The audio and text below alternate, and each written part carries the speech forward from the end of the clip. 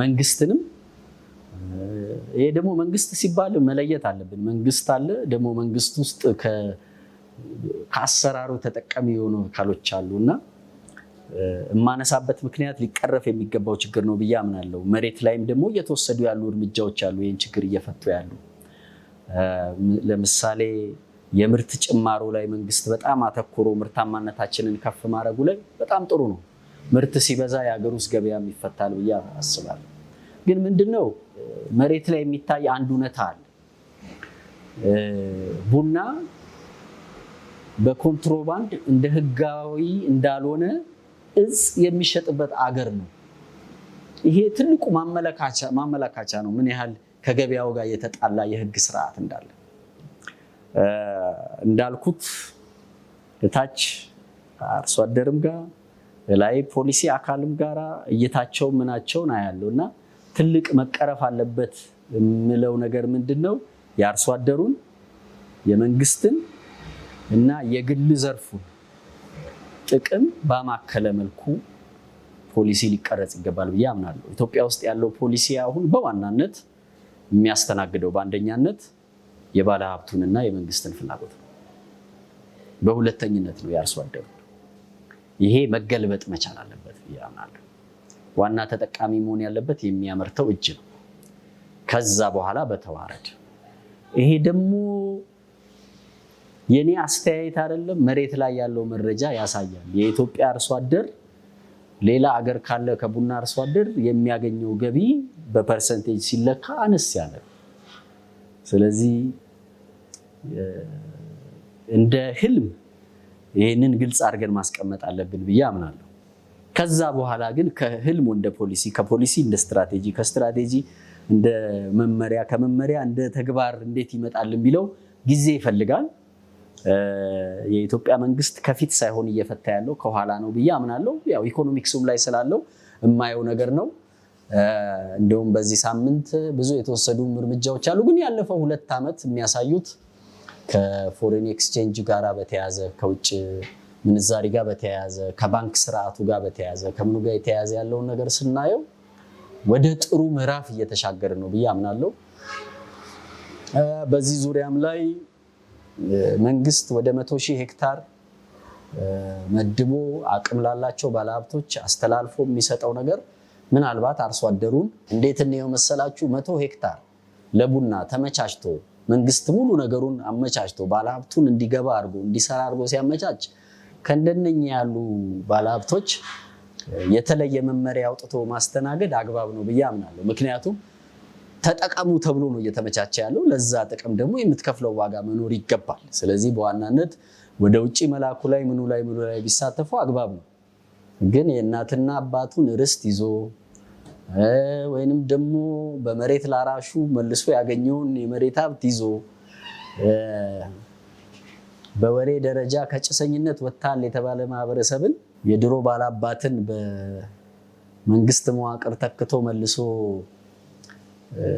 ከጭሰኝነት ያልተለየ ሌላ ነገሩ ላይ ጭሰኛ ይሆናል። ግን ቡና ማምረቱ ላይ እና የቡና ገበያው ላይ እንደ ልቡ መንቀሳቀስ አርሶ አደሩ ተከልክሏል። ያ እስከተከለከለ ድረስ ደግሞ ሌላ አካል ነው ማለት ነው ባመረተው ምርት ላይ እየወሰነ ያለው። ጭሰኛ ማለት ደግሞ ያ ነው። ምርቱን ታመርታለህ፣ ግን ምርትህ ከሞላ ጎደል በተወሰነ ደረጃ የሌላ ሰው ነው፣ በተወሰነ ደረጃ ሌላ ሰው ነው የሚወስንልህ ምን ማድረግ እንደምትችል። ያ አግባብ ነው ብዬ አላምንም። የቡና ኢኮኖሚክስ ምንድነው? ለምንስ ደግሞ አስፈላጊ ነው ብለህ ታስባለህ? ኢትዮጵያ ውስጥ ሲመጣ ይለያል ብዬ አስባለሁ። ቡና ኢኮኖሚክስ መጀመሪያ ኔዘርላንዶች ወይንም ደቾቹ ወደ ኢንዶኔዥያ ወስደው ሲያስተዋውቁት ካሽ ክሮፕ ነው። ስለዚህ አብቅሎ ያን የበቀለ ነገር እንዲበቅል አስደራጊው ቀኝ ገዢ ነው። የሚመረተው በቀኝ ግዛት የተያዙ ሀገሮች ላይ ነው። ባሪያም ልትሆን ትችላለህ ስታመርተው። ስለዚህ የኢኮኖሚክስ ስርዓቱ ሌላው ዓለም ይለያል ኢትዮጵያ ውስጥ ካለው። ምክንያቱም ሲጀመርም ከመበዝበዝ ጋር ተያይዞ የመጣ ነገር ስለሆነ ማለት ነው። የሌሎችን መሬት፣ የሌሎችን የሰው ኃይል፣ የሌሎችን ስብዕና በዝብዞ የተደራጀ ዘርፍ ነው። ዛሬ 50,000 አይነት መግለጫ ሊሰጥ ይችላል የቡና ዘርፉ በዘለቄታዊ ልማት ላይ ሰዎችን መሰረታዊ መዋቅሩ እሱ አይደለም። ኢትዮጵያ ውስጥ ግን አጀማበሩ ማህበራዊ ሆኖ ነው። ከማህበራዊነት የጨመረው ነገር ቢኖር መንፈሳዊ ወይንም ሃይማኖታዊ እሴትነቱን ነው። ግን ከማህበራዊም ከመንፈሳዊ እሴትነቱን ቀድሞ ደግሞ የተፈጥሯዊ እሴት ነው። እኔ በተፈጥሯዊ እሴታችን እኮራለሁ፣ ደስተኛ ነኝ፣ ግን አልመካበትም። ወደ ፍልስፍናው የምወስደው ምንድነው? በፈጣሪ ስራ እኔ ምን አስፎከረኝ?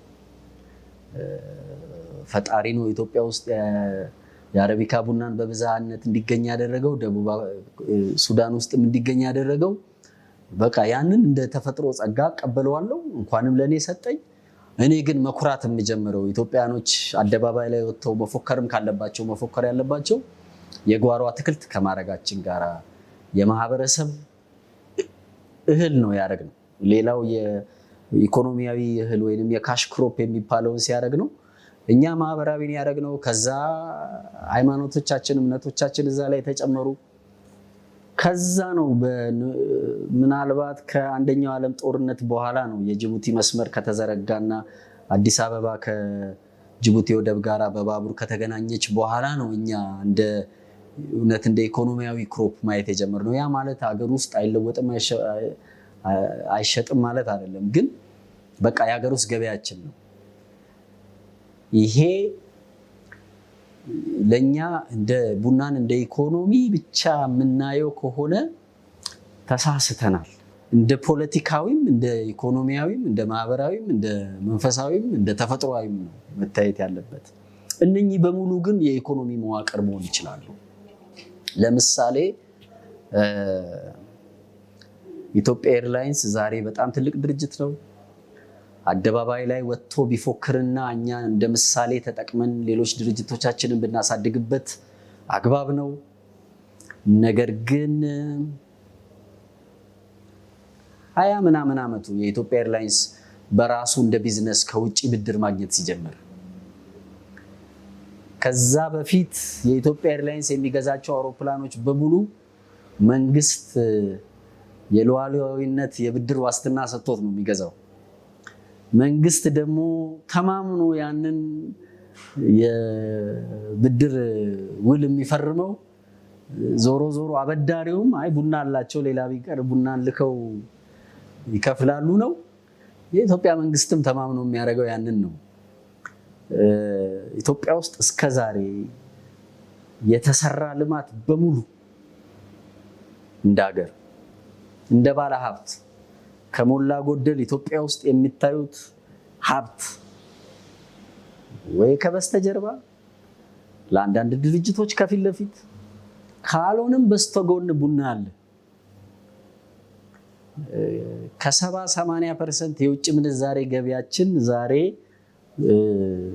ከ30ዎቹ ያነሰ ፐርሰንት ውስጥ ቢገባም ቡና አሁንም መሰረታዊ ነው እና በዚህ ዙሪያ ላይ ይረዳለው። ግን መንግስት ደፍሮ እንዲያደርገው የምፈልገው ነገር የሚኖር ምንድነው? የውጭ ምንዛሬን አንዴ ከፍተህ ዶላር ራሱ ሸቀጥ ካረከው በኋላ ቡና ላይ እንደዚህ ያዙ ይልቀቁኝ ብዙም አግባብ ነው ብዬ አላምንም። ግን ምንድነው ምናልባትም መጽሐፌ ሲወጣ አንደኛው በጣም አትኩሮት ሰርቼ ያየሁት ነገር ምንድነው? ቡና ለኛ ምናልባትም አሁን መንግስትና ጠቅላይ ሚኒስትሩ እንደ ስትራቴጂክ ኮሞዲቲ ብለው ያወሩታል። በፊት ኮሞዲቲ ነበረ። ለዛም ነው ኮሞዲቲ ስል መስሎ ስለታየን ኢሴክስን ያመጣ ነው። ከኢሴክስ በጣም ተጠቃሚ ነበርኩኝ። ምክንያቱም እንደ ትንሽ ኢንተርፕረነር እና ቢዝነስ ሀሳብ ፈልቂ በቀላሉ ልሞክረው የምችለው ነገር ነበረ። ምክንያቱም ከኢሴክስ በፊት በሚሊዮን ብሮች ሰው ከሌለው ቡና ላይ የመግባት እድሉ ትንሽ ስለነበረ እሱም ራሱ ሌላ እንቅፋት ስለነበር፣ ግን ምንድነው ቡና ለኢትዮጵያ ኮሞዲቲም አይደለም፣ ስትራቴጂክ ኮሞዲቲም አይደለም፣ ስትራቴጂክ አሴት ነው። አሴትነቱ ደግሞ አካላዊም ዲጂታዊም ነው። ዲጂታል ሲባል ምንድነው? የምናወራው በሙሉ የዘር ሀብት ዲጂታል ሀብት ነው። ማንም ሰው ካሁን በኋላ የኛን የዘር ሀብት አካል ይዞ መሄድ አይጠበቅበትም። የቡና ባህሎቻችን አፈላል ዘይቤያችን አንድ ዲጂታይዝ ከተደረጉ በኋላ ስለዚህ ባዮሎጂካልም ካልቸራል ሄሪቴጆቻችንም ዲጂታል ናቸው። ስለዚህ እንደ ስትራቴጂክ አሴት ስትራቴጂክ የሆነ አካላዊም ዲጂታዊም እሴት አድርገን ቆጥረ ነው ያንን እንደ ኢኮኖሚ መነሻ አድርገን ካላየ ነው አግባብ ነው ብዬ አላምነው። ለዚህም ነው ኢትዮጵያ የቡና ዘር ሀብቷን ኢትዮጵያውን በስንዴ ዙሪያ በበቆሎ ዙሪያ በተለያዩ ሰብሎች ዙሪያ ምርጥ ዘር ብላ ከውጭም ድረስ በዶላር ከፍላ ታስገባለች ምርጥ ዘር ፍለጋ። የኛ ቡና ደግሞ እንደ ምርጥ ዘር ሌላው ሀገር መሄድ ይችላል። ህጋዊ ማዕቀፉ አለ ዓለም ላይ። እኛ ማድረግ ያለብን የጥናትና ምርምርና ያንን የጥናትና ምርምር ወደ ገበያ አምጪ ወደ ኢኮኖሚክ አክቲቪቲ መቀየሪያ ኢንፍራስትራክቸር መዘርጋት ነው። ይሄ አሁን ጅማሮ ላይ ነው። ግን ይሄ ደግሞ የቁጥቁጥ ሂደት መሆን አለበት ብዬ አላምነው። ምክንያቱም ቴክኖሎጂ ቁጥቁጥ አያውቅም። እንደው እድሜ ፈቅዶ እና በህይወት ያጋጠሙኝ እድሎች ፈቅደው ኢንተርኔት ቴክኖሎጂ ሲመጣ ነፍስ አውቄ ኮሌጅ የነበርኩበት ሰዓት ነው። ሞባይል ቴክኖሎጂ ሲመጣ ነፍስ አውቄ የነበርኩበት ሰዓት ነው። እኔ በባዮ ቴክኖሎጂ የዛሬ 25-26 ዓመት ማስተር ሲይዝ እና ኢንዱስትሪውን ተቀላቅዬ አሜሪካ ውስጥ ስሰራ በጣም ልክ ዛሬ ኤአይ እንደሚወራለት ያኔ ባዮ ቴክኖሎጂ የሚወራለት ዘርፍ ነበረ። ብዙ በድሮ በፋርማሱቲካል ኢንዱስትሪ በሚባለው የነበሩን ኩባንያዎች የባዮቴክኖሎጂ ካምፓኒዎች የሚገዙበት ሰዓት ነበረ። ለምን? ባዮቴክኖሎጂ በጣም መጥቆ ወይ ፋርማሱቲካል ወይ የነበረውን ብር ሀብት ተጠቅሞ እነሱን ካልገዛ እነሱ በካፒታል ማርኬት ወጥተው በሚያገኙት ብር ማኒፋክቸሪንግ ስቲል ስለሚያስፈልጋቸው ኢንፍራስትራክቸር የሚገዙበት ነው። ዛሬ ደግሞ ኤአይ ላይ ቁጭ ብያለሁ። በእነኚህ ሁሉ ሂደቶች የማየው ነገር ምንድነው? ምናልባትም ለመጀመሪያ ጊዜ ነው እንደው ያው የዋዛ ፈዛዛ ቢመስልም አንዳንዴ እኔ እንደ ትንሽ ነገር አላየውም። ኢትዮጵያ ኤአይ ላይ እና ዲጂታል ነገር ላይ ገብታ እንደዚህ መወራጨት ብቻም ሳይሆን በአግባቡ መዋኘት መጀመሩ አግባብ ነው ብዬ አምናለሁ። ነገር ግን አሁንም ትኩረቱ ዋናው ዲጂታል እውቀትና ክህሎቱ ላይ ሳይሆን ያሉንን መሰረታዊ ሀብቶች ስትራቴጂክ እሴት የሚባሉትን ለምሳሌ ቡና፣ እንሰት፣ የተለያዩ የሰሊጥ ሀብቶች፣ የገብስ ዝርያዎች። ምክንያቱም ኢትዮጵያ አንድ ሀገር አይደለችም፣ ውስጧ ብዙ አይነት ሀገር ናት። ከምን አንጻር? ከአግሮ ኢኮሎጂ ሲስተሟ ጋር ከግብርናዋ ጋር ስናየው በእጣን ዙሪያ ብትሄድ እጣን ላይ ለምን መጣህ ብትለኝ ኢትዮጵያና የአፍሪካ ቀንድ ነው የእጣን ባለሀብት በዘርም በጣዕምም በአይነት። ለምን ወተትን አየኸው ብትለኝ ኢትዮጵያ የተለያዩ የሆኑ የራሷ የከብት ሀብቶች አሏት። እነሱን ባዮቴክኖሎጂ ተጠቅመህ ምን ተጠቅመህ ወደ ዘመናዊ የቺዝ አመራረት ብታመጣቸው ፈረንሳይ የሚኮራበትን የቺዝ አይነት የተለያየ የቺዝ አይነት ማምረት ትችላለህ። ማሩ ላይ ብትሄድ የተለያየ አይነት የአበባ አይነት የሚበቅልበት አገር ስለሆነ ማሩም ያንን ተጠቅመህ ብዙ ነገር ማድረግ ትችላለህ። የተክል አይነቶቿ የእጽዋት አይነቶቿ ሀብቷ ብዙ ስለሆነ በተለይ ባህላዊ ሕክምና ላይ መድኃኒት ላይ በጣም ስር የሰደደ እውቀትና ሀብት ያለን ማህበረሰብ ስለሆንን በባዮቴክኖሎጂ እና በኤአይ አግዘህ ያንን ፊት ማምጣት ትችላለህ። ስለዚህ እነኚህ በሙሉ እኛ ልንጫወትባቸው የሚገባ መድረኮች ናቸው። በተክሉ ብትሄድ እንሰት አለ፣ እኛ አለ። የዓለም ሕዝብ በዛ ቁጥር የሚበላው ምግብ በጨመረ ቁጥር ምን እንደነ እንሰት እንደ ቡና፣ ጤፍ ምን እዚህ ኢትዮጵያ ጤፍን ወደ ውጪ ስለመላክ አይደለም ማሰብ ያለባት። ያላትን የዘር ሀብት ተጠቅማ ለተለያየ ዓለም በሙሉ ልክ ዓለም ለኛ በግብርና ባዮቴክኖሎጂው የዘር ምርጥ ዘር እያለ እንደሚሸጥልን እኛም የጤፍን ምርጥ ዘር ለምን ማብቀል ስለጀመሩ። አውስትራሊያ ብትሄዱ ጤፍ ይበቅላል። ደቡብ ዩሮፕ ወደ ስፔን ምናምን ብትሄዱ ጤፍ ይበቅላል። የተለያየ አፍሪካ ሀገር ውስጥ እየጀመሩት ነው። አሜሪካ ውስጥ ይበቅላል። እኛ ፈለግነው አልፈለግነው ሰው ወስዶ እያበቀለው እስከሆነ ድረስ በተፈጥሮ በህግ በማህበረሰብ እውቀታችን በምን የሚጠቅመንን በሙሉ ተጠቅመን እንደነኛ ያሉ ኢትዮጵያ ልዩ መገኛ የምትባላባቸው ነገሮች እንደ ስትራቴጂክ አሴት መጠቀም አለብን። ቡና ላይ ግን ሲመጣ ቡናው እኔ እንደውም ኢትዮጵያ ለምን ጥሬ ቡና ላይ ጉልበቷን እንደምታጠፋ አይገባኝም። ትልቁ ሀብቷ ያለው ሌላው ላይ ስለሆነ እዚህ የቡና እውቀቶቿን የቡና ባህል ሀብቶቿን ዓለም ላይ ያለ ቡና ባለሙያ ኢትዮጵያ መጥቶ ቢሰለጥን የሚያገኘውን እውቀት የትም ሀገር ሊያገኝ አይችልም። ስለዚህ ትልቅ የቡና ማሰልጠኛ ማዕከል መሆን ትችላለች። ኮፊ ቱሪዝሙም እንደዛው፣ የዘር ሀብቱ እንደዛው። በዚህ ሁሉ መሀል ደግሞ የእሴት ጭማሮ ነገር ይደንቃል። ከምን አንጻር ነው? በሚያሳዝን መልኩ ነው ግን የሚደንቀው። ለዛም ነው ሌላው ቡና አብቃይ ሀገር የቡና ቆልቶ አፍልቶ የመጠጣት ልምድ ስለሌለው ነው ሊባል ይችላል።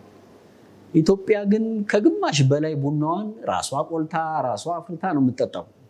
ስለዚህ ማብቀል እንችላለን፣ ማዘጋጀት እንችላለን፣ መቁላት እንችላለን፣ ማፍላት እንችላለን፣ መጠጣት እንችላለን። ስለዚህ ምን ይሁን ብለን ነው 0.5% የማይሞላ ምርታችንን በተቆላ ቡና ብቻ መልኩ ወደ ውጭ የምንልከው ብለን መጠየቅ መቻል አለብን። ስለዚህ ኢትዮጵያኖች መቁላት ስለማይችሉ አይደለም፣ ኢትዮጵያኖች እሴት መጨመር ስለማይችሉ አይደለም፣ ግን እየላኩ አይደለም። ስለዚህ መሀል ላይ ያለው መዋቅራዊ ምክንያት ነው ሊሆን የሚችለው። ስለዚህ ይሄን ደግሞ መዋቅሩ ነው መመለስ ያለበት። ግን እዚህ ዙሪያ ላይ ሁሉም ኃላፊነት ደግሞ መንግስት ላይ መተው አለበት ብዬ አላስብም። የግል ቢዝነሶች ይህንን መፍትሄ ማምጣት አለባቸው። በዚህ ዙሪያ ላይ አንድ የምነግረው ነገር ሁሌም መድረክ ባገኘው ቁጥር ምንድነው፣ በጥሬ ቡና ዓለም ገበያ ላይ ወጥተው ኢትዮጵያዊ ድርጅቶች ሆነው ውጤታማ የሆኑ ድርጅቶች ሊመሰገኑ ይገባል፣ ሊታገዙ ይገባል። ነገር ግን ጧት ማታ እነሱ ጋር እየተኬደ ለምን የተቆላ ቡናው ላይ አትገቡም የሚል ጭቅጭቅ አያስፈልግም። ምክንያቱም እንደ ቢዝነስ ዋና ገበያቸው ውጤታማ የሆኑበት ጥሬ ቡና ልኮ ወደ ውጭ ገበያ መስርቶ ከሆነ ደንበኛ አላቸው። በዛ በኩል የደንበኛቸውን ገበያ አይደለም እነሱ ሊያሳጡ የሚችሉት፣ አብረው ተባብረው ነው ሊሰሩ የሚችሉት። ይሄ የዓለም ሕግ ነው። እኔ አቅራቢ ከሆንኩኝ ዛሬ ገዢን ካላከበርኩት ነገ አብሮኝ አይሰራም። ስለዚህ ለፍተው ጥረው ግረው 20-30 ዓመት የመሰረቱትን ቢዝነስ በአንድ ሌሊት ሞዴላቸውን ይቀይራሉ ተብሎ አላስብም። አዳዲስ ቢዝነሶች ግን ወደ መቁላቱ ሊመጡ ሲሉ የእነሱም ልጆች ይሆኑ እነሱ ራሳቸውም ይሆኑ ሌሎች ቢዝነሶችም ሲሆኑ ግን ይሄ የተቀመጠው ሌላው ዓለም እኮ ጋራዥ ቁጭ ብሎ ነው 1 ኪሎ ማትቆላ መቆያ ይዞ ቡና ቆይ ነኝ ብሎ ቢዝነስ የሚከፍተው። እኛ ጋራ በጆንያ ብር ይዘህ ካልመጣ የሚል እሳቤ እና ይሄን ካላሟላ ኢትዮጵያኖችን ብቁ ኢትዮጵያኖችን ተወዳዳሪ ኢትዮጵያኖችን ተፎካካሪ አድርጋ ለዓለም ገበያ ማውጣት ነው እንጂ ያለባት ዓለም ገበያ ላይ እንዳይወጡ ቀድማ መሯሯጥ አለባት ብዬ አላስብም። መዋቅሩ ያን በተወሰነ ደረጃ ፈልጎም ባይሆን ሳያውቀው እያደረገው ነው። አውቆትም ከሆነ ደግሞ ጆሮ ዳባ ልበስ ቁጭ ብሏል። ግን ይሄ ያለ ብዬ አምናለሁ። ኢኮኖሚ ላይ የኢትዮጵያና ቡናን እኔ ለምን የቡና ድርሻን ለመቀነስ ድሮ ይደረግ ነበር፣ በአሁን ሰዓት አይደረግም። የቡና ድርሻ እንደውም ለመጨመር ነው እየተሰራ ያለው። ግን በኢህአዴግ ዘመን ያየሁት ነገር ምንድን ነበረ? እንደው የቡና የኢኮኖሚ ድርሻ ዝቅ ቢል ቡናን እንደዚህ በህግ ብዙ አንቆጣጠረውም የሚል እይታ ነበረ። የቡና ድርሻ ኢኮኖሚ ውስጥ ዝቅ ሊል አይችልም። ምክንያቱም በቃ የህዝብ ብዛታችን እየጨመረ ነው፣ የሚጠጣው ሰው ቁጥር እየጨመረ ነው፣ የምናመርተው እየጨመረ ነው፣ ወደ ውጭ የምንልከው እየጨመረ ነው። ሌሎች ዘርፎችን ቢያድጉ በዲጂታሉም፣ በፊዚካሉም፣ በቱሪዝሙም፣ በኢንዱስትሪውም፣ በግብርናውም በምኑም ውስጥ ቡና አለ። ስለዚህ ምን ይሁን ተብሎ ነው ይቀንስ ተብሎ ሰው የሚጣለው? እንደውም እንደ ድል ጭራሽ ይደግ ይስፋ። ግን በዚህ ዙሪያ ላይ ኢትዮጵያ የዘነጋችው ከማሰልጠንም ውጭ የሰው ሀብት ልማት ላይ በዋናነት እዝጌር ከፈቀደ የጡረታ ስራዬ እንግዲህ እንደ ኮሌጅም እንደምንም መክፈት ነው ብዬ አስባለሁ፣ አልማለሁ። ከኔም ከባለቤቴም ጋር የምናወራው በተወሰነ ደረጃ እሱ ነው። እሷን በዋናነት አተኩራ የያዘችው የቡና ማሰልጠኑን ነው። እውቀት ተኮር የሆነ ስራ ለመስራት ነው። በፈለገው ቡናን ተጠቅሜ ሰው ማሰልጠን እችላለሁ። በግብርና፣ በኢንቫይሮንመንታል ሳይንስ፣ በአፕላይድ ሳይንሶች፣ በኢንጂነሪንጉ ይሁን የተቆላ ቡና እኮ ማሽን ነው፣ ኢንጂነር ይፈልጋል። በባዮቴክኖሎጂው ይሁን በኮምፒውተር ሳይንስ ይሁን በኢንተርፕረነርሺፕ ይሁን በሊደርሺፕ ይሁን። ስለዚህ ቡና መድረክ ነው፣ እንደ መድረክ ነው እኛ ማየት ያለብን። ሚናው ይጠፋል ይቀንሳል ብለን ሳይሆን ሚናውን እንዴት እናስፋው፣ እንዴት እይታችንን አስፍተን በቃ ቡና ሲባል ኢትዮጵያ የሚባለው ነገር እኛ ብቻ ነን በዛ መልኩ በወሬ የምናወራው እንጂ እንደውም ማስተር ሴንስ ሰራ በጠናው ጥናት ትንሽ ቡና ላይ የሚሰሩ ሰዎች ናቸው እንጂ ኢትዮጵያንም እንደ ቡና ማገኛ አድርገው የሚያውቁት ለብዙ ሰዎች ቡና ሲባል ወይ ብራዚል ወይ ኮሎምቢያ ነው የሚሉት። ስለዚህ እሱንም እንኳን በአግባቡ አልሰራ ነው። ስለዚህ ብዙ የሚጎድል መስራት ያለብን ማሻሻል ያለብን መጨመር ያለብን ነገር አለ ብዬ አስባለሁ። ግን ኢኮኖሚው እንዴት ነው የምታየው ካልከኝ ዘርፈ ብዙ ነው። ኢትዮጵያ ውስጥ ከአርሶ አደር እንግዲህ በኢትዮጵያ ስታቲስቲክስ ሰርቪስስ በድሮ በሴንትራል ስታቲስቲክስ ኤጀንሲ ዳታ መሰረት ከ6 እስከ 7 ሚሊዮን የሚሆኑ ኢትዮጵያውያኖች ቡና ማብቀል ላይ ያሉ እስከ 1980ዎቹ ድረስ አዲስ አበባና ድሬዳዋም እንደ ቡና አብቃይነት ሪፖርት ውስጥ ይካተቱ ነበር።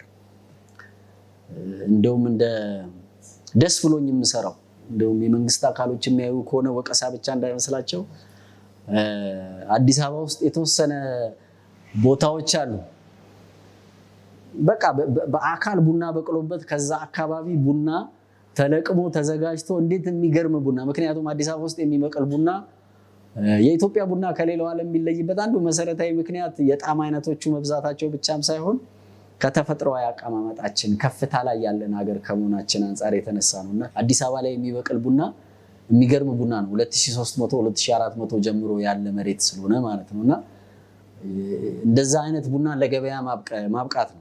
እንደውም አንዴ ሶሻል ሚዲያ ላይ 3ም 4ም የቡና ሀገር ያላችሁ ሰዎች ቡናዎቻችሁ ሲደርስ ንገሩኝና መጥቼ ሰብስቤ ፕሮሰስ አድርጌ 100 ኪሎ ሚውጣ ሲፈልግ ግን የተለየ ፕሮዳክት መሆን ይችላል እና እንደነኛ ያሉ የተለዩ እሳቤዎች። ስለዚህ አሁን ከኮሪደር ልማት ጋር ተያይዞ ከወንዝ ዳርቻ ልማት ጋር ተያይዞ ከተለያዩ ፓርክ ልማቶች ጋር ተያይዞ አዲስ አበባ የሚገርም የቡና አብቃይ ብቻም ሳትሆን መፈላሰፊያ መድረክ መሆን ትችላለች። ያ ማለት ከሌሎች ቡና አብቃይ አካባቢዎች ምንም የምትቀንሰው ነገር የለም፣ እዛ ላይ ትጨመራለች እንጂ። ስለዚህ በዛ ዙሪያ ነው እኔ ኢኮኖሚውን በአንድ አቅጣጫ ብቻ ላይ ሆም ለማለት ነው። የኢትዮጵያ ቡና ጋር የሚወስኑ ዋና ምክንያቶች ምንድን ናቸው ብለህ ታስባለህ?